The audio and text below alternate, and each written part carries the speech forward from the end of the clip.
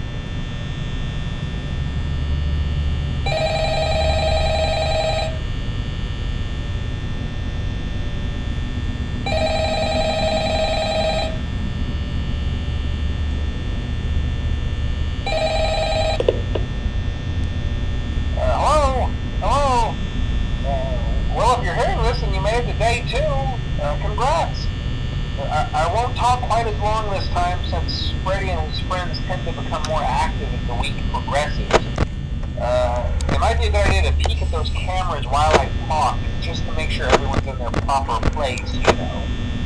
Interestingly enough, Freddy himself doesn't come off stage very often. I've heard he becomes a lot more active in the dark, though, so hey, I guess that's one more reason not to run out of power, right? I also want to emphasize the importance of using your door lights. There are blind spots in your camera views, and those blind spots happen to be right outside your doors. So if you can't find something or someone on your cameras, be sure to check the door light. You might only have a few seconds to react. Not that you would be in any danger, of course. I'm not implying that. Also, check on the curtain in Pirate Cove from time to time. The character in there seems unique in that he becomes more active if the cameras remain off for long periods of time. I guess he doesn't like being watched. I don't know. Anyway, I'm sure you have everything under control. Talk to you soon.